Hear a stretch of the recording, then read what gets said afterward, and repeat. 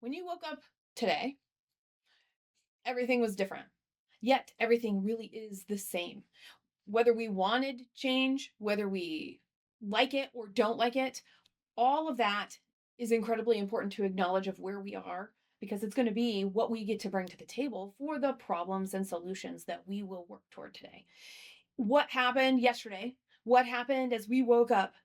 It may change our viewpoints on things. It may change the influence with which we bring, but we still will go to work. We still will brush our teeth. We still will eat food today. We still will have conversations. And how we show up is what matters. So, the first thing we can do after any sort of stressful situation is to just stop. Cool, I'm here. I am here. When we acknowledge what's going on in our high pressure situations, whether we know it, whether we understand it or not, actually is irrelevant at the moment. We can get people that can help us understand. We'll figure out what's actually going on. When we're asked to show up in a way we were unprepared to do, that acknowledgement, oh, cool. I'm actually more prepared than I think I am. I just have to see where I'm at. What do I have? What do I have in this backpack that I've been carrying along? What skills and strengths can I bring right now so that all of the things that I know are going to happen still happen, and all of the things that now require attention, the ones that are actually important, can receive that attention. And so, this concept of pause, I'm a big believer of stopping. I'm a big believer of what do we do? How do we show up? Comes from stopping. And I know you've heard me talk about this in this present retreat concept that I do. Every Monday, I stop the week to really assess what's going on. Well, guess what? That is for practice for whenever I want it. I can stop and pause before I get out of my car to go to a meeting.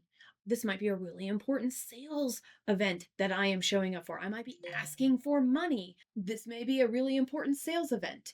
This may be a pitch that I have been preparing for. This may be an unexpected call that I was asked to show up on and I don't even know what to do. Pause. How am I? Who am I?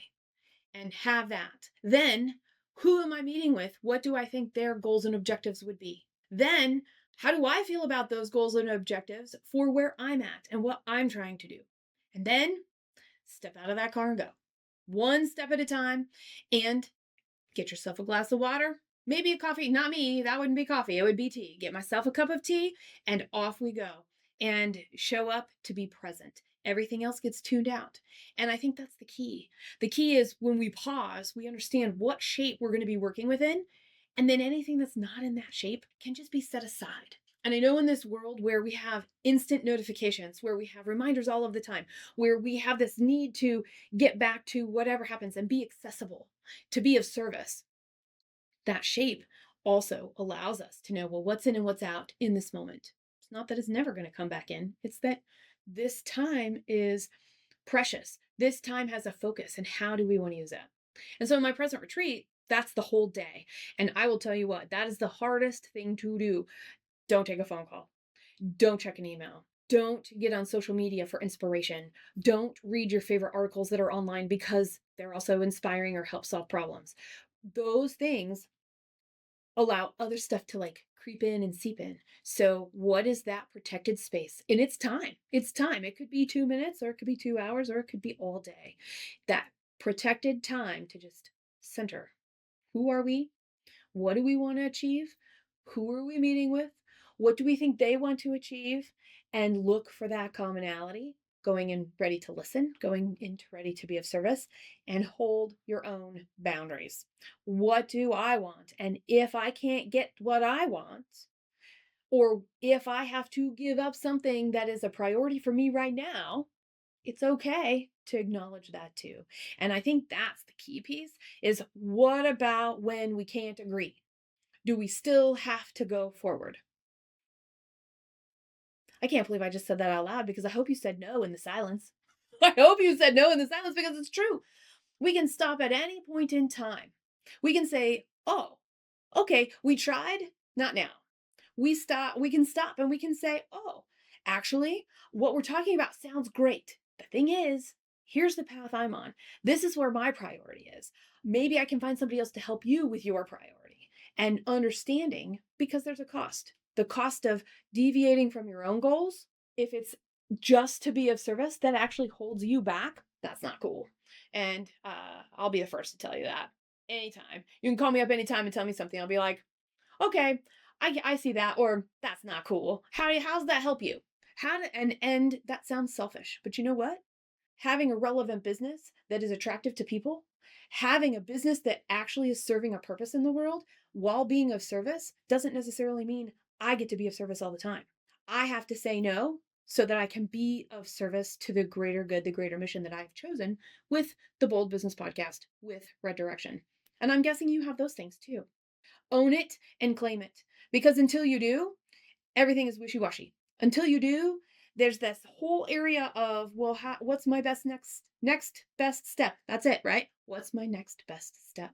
That next best step is for you to know, this is where I'm going.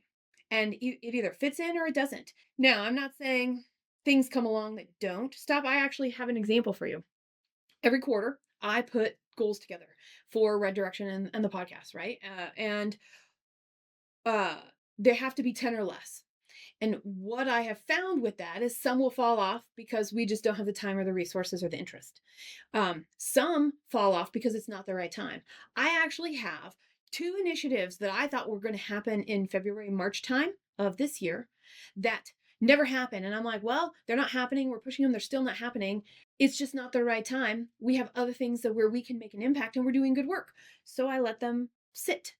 Guess what? They're showing up now at the end of the year in at the end of October, the beginning of November, and who knows when they're going to get done or how they're going to show up now, but it was the right thing at the wrong time. And my planning, my understanding allowed for that to occur and embrace the organic ability of having the next step have space to show up. And it starts with us. Are we grounded? Do we know what we want? Do we know where we're going? Are we clear about it with every single person that works with us inside our company? Are we clear about it when we're evaluating an opportunity to say yes to the correct opportunities that benefit everybody? And we get that winfinity piece. The win for you, the win for them, the win for everybody that it benefits.